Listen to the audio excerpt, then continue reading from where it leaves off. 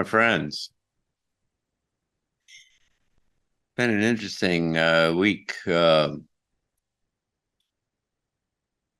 weekend, I was in Albuquerque with Greg Braden and Penny Kelly, and we spent, the better part of a day and a half thinking about where the world was going and how this reality works, and really big, high-level kind of questions and issues. And it was very valuable as a useful time for all of us. And I will probably use what we picked up and what we learned there as the basis for both a new book and a presentation, a talk that I'll give at Transition Talks sometime later this year. Because it was really full of really big ideas, but it was kind of precipitated by my thinking about the characterizations that any of a number of people who think about this future and what's going on here have ways in which that they have characterized what's inbound. And universally, they have all kind of warned people that what was coming, headed this way, was extraordinary. Cliff High, in particular, for instance, he picks up these indications from the language that people use unknowingly, the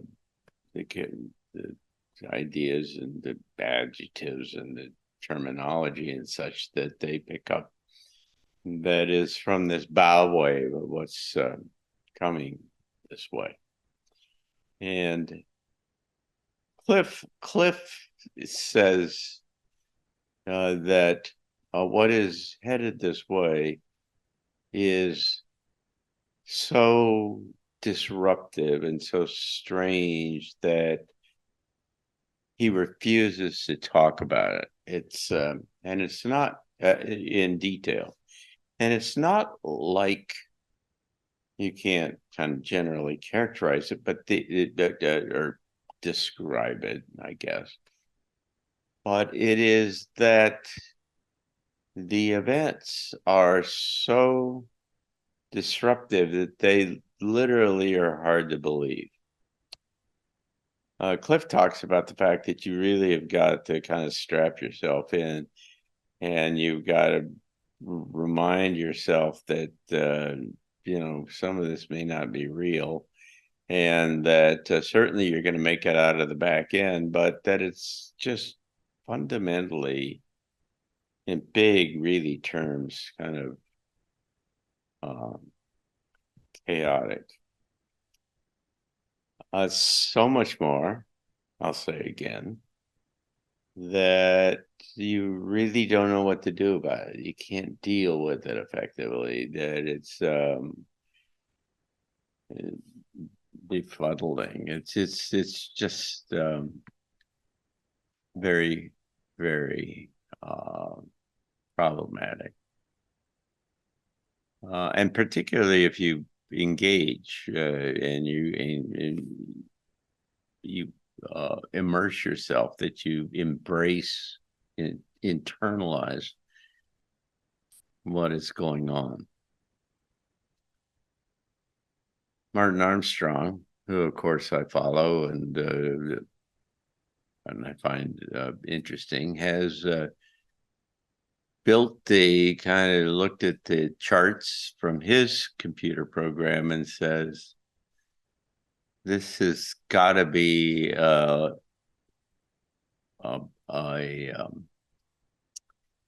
false flag that's on the scale of 9/11 or COVID or something like that.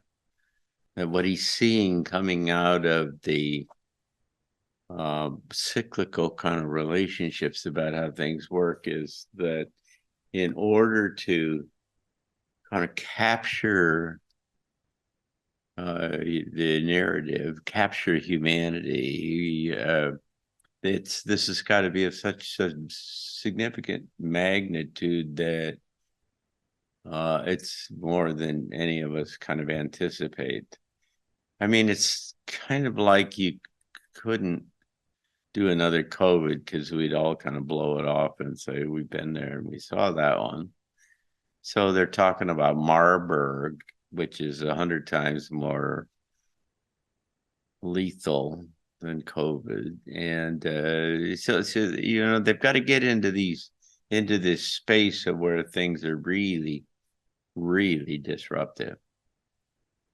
You've got Klaus Schwab, of course, who for years now has been saying the next thing that's going to happen is going to be a cyber attack that is going to bring down the grid and going to bring down the internet and other such things. Let me tell you, if the lights go out, it's a really different place, and you're really scrambling around to make things work that aren't working anymore. All of the supply chains go away. I mean, even if you just got the internet out for a week or something like that, then you've lost everything. I mean, just think about it. You can't pump any gas at a gas station. Even if you had electricity, but you had no internet, then you can't pump any gas because the gas pumps are all tied to the internet, and so they can do the accounting. They can take your credit card and such. And that's a problem writ large across the whole supply chains, across the whole system. And so what you could be seeing here in the near future, for whatever reason, is this sudden confrontation with a system that doesn't work the way it has always in the past. Now, Penny Kelly and others all see major bank failures that are kind of queued up. And you're getting kind of indicators of that when JP Morgan lays off 10,000 people or whatever they're doing. I can't remember the number. But anyway, there's a bunch of banks that are laying off folks and other such things. And there are kind of cracks in the system. They're still trying to blow up and burn up food processing plants, particularly ones that do organic foods and stuff. And so they're screwing with the supply chains, and it's almost as though they're kind of preparing the battlefield, as they say in the military, you know, trying to take out the infrastructure, the bridges and the roads and whatever, so that when it comes time for the final assault, that you know you don't have any of the usual kind of transportation paths and ways in which you can go forward. This is really kind of interesting and intriguing because Cliff High says, for instance, that this all goes up and then peaks in the next month or two at some extraordinary level that, again, I think in the past he is characterized as being more than 9/11 or COVID. Certainly, Martin Armstrong has said that there's an event that's inbound on May the 7th that is bigger than COVID. And and in the short term, like I say, Penny Kelly starts to say that you get banks failing and kind of structural erosion. It's not implosion. And so what you got here is a kind of a convergence of a whole bunch of highly disruptive things that, in kind of functional terms, some of them are clearly pointed toward the election in the United States and to try to either capture, manipulate, or eliminate the election in November, the general election. They're doing everything they can to make sure that Donald Trump does not get reelected. One of those things could be an assassination. One of them could be that they get him, they throw him in prison. There are a variety of kind of alternatives, if you will, possibilities that relative to Trump that could really send this thing sideways. Regardless of what happens with Trump, for instance, you could easily make the case that for a civil war on the back end, regardless, like I say, whether he ends up being in the presidency again, whether he gets assassinated or he gets thrown in jail. I mean, it's kind of like one side or the other is going to rise up and find whatever that situation is very untenable. And so Cliff then talks about the fact that by October, the federal government here in the States starts to come apart. And it happens obviously over quite a period of time. But the beginnings, the obvious kind of beginnings of the fraying and the unraveling show up in November. Just to remind you, what Marty Armstrong's computer says is that between 2025 and 2027, next year, is this global civil war that is a general uprising across the planet of people, of citizens against their governments, and that it results then in the fragmentation of many countries, including the United States. And I guess all I wanted to say is that the first of all, it looks like there are various and sundry reports about how this all kind of works its way out. In some cases, Cliff and Penny and some others think that by the end of the year, then it's somehow kind of abated somehow. But that's kind of hard to believe, considering, as I just said, that if one way or the other, if Trump, whatever happens to Trump's, a whole lot of people are going to be unhappy. And it flies in the face of the kind of the cyclical kind of analysis that Marty Armstrong's computer says that talks about the global civil war. It's really hard to believe if you look across at all of the thousands and thousands and thousands of people who are in the streets in major capitals all over this world protesting against their governments, that all of that's going to resolve itself in some delightful kind of way in the next 8 months or something like that. It's we're not out of the woods. This thing is going to run for a while before it gets resolved. Now, there's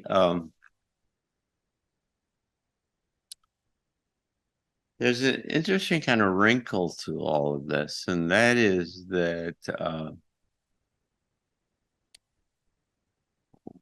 in the face of all these kind of apocalyptic kind of possibilities and if not probabilities that we can array all around us, then how does this whole thing get turned? What is it that kind of resolves this process in this extraordinary situation? Of course, I don't know for sure how that gets resolved, but let me suggest something to you, and that is that what you've got running in parallel with this uh, dysfunctional kind of dystopian track that's coming apart in wild and crazy and irrational, fundamentally irrational ways that fly in the face of the fundamental interests of our species. You have to ask yourself, why would people want to put us on the brink of destroying all life on the planet? How does that benefit humanity? And you can walk across all of the kind of things, many of the things that are in play right now, and every one of them fails that basic kind of analysis. None of them benefit humanity. They're all counter to the essential interests of our societies, our species, which then begs the question, then, follow the money. Who benefits out of this? It then drives you into the space where you start to say, well, that isn't on this planet. It must be somewhere else. That's some external force. And that's a subject a very interesting subject for another time. What is driving all of this at a higher level? That is gathering value out of destroying human life on this planet. But to come back to the point about how we extract ourselves out of this, I keep remembering how that any of a number of groups and sources have all made the point that individuals who raise their consciousness to higher levels have geometrically more kind of influence on the outcome of what happens around us than for those who are caught up in the dystopian technocratic track that just internalizes more and more technology that controls them fundamentally. And so I remember that when Lee Carroll was coming here and channeling Cryon, that he told me that Cryon, or it might have been in one of the Cryon books, Cryon says that, a dozen people who are trained and, have higher levels of consciousness have more influence and power on the system than 25,846 or whatever the big number was. Other people who are all involved, in this fragmented kind of dystopian kind of position. So it was kind of like, in my mind, it was like you could get a stadium full of people, then they would be negated in whatever their kind of dystopian kind of direction was. driven by their technologies and the narrative and the overarching kind of efforts that are all going, kind of the matrix-like efforts to kind of control people, that you could get a dozen people who are trained and going in the right direction and at higher levels of consciousness, and we're not kind of engaged and connected to all of this external stuff. You get a dozen people and they would be more powerful than this 25,000 plus. So you say to yourself, if you're painting a picture of this kind of emerging future, you can surround yourself with all these dystopian things, and we've just started. You know, there's all kinds of solar flares, well, you know, all kinds of crazy things that could happen, and that are probably being planned for all I know. I mean, there's certainly indications that suggest that, but that at the same time, you've got a parallel path that's happening. And it's a divergent parallel path. We've talked about this in the past, about these two timelines, and they're going in two different directions. And so that you've got the one that's being driven by all of the media and all the technology and the governments and all of these people. But you've got the other, don't forget, you've got the other one that's going. And that one, I would suggest, the indications are, is far more powerful, and a far fewer number of people can have a huge and great influence on the outcome and the future that emerges. If you will remember back before 2012, there were all these kind of reports from these non-conventional sources, channels, psychics, and others, who were generally characterizing our future from a kind of metaphysical point of view as being uncertain, that it wasn't clear whether humans were going to make it. I mean, they were literally talking in those kinds of terms, that, you know, the jury was out. We couldn't tell what was going to happen. And then in 2012, suddenly the whole narrative changed. And I remember it directly, and it was,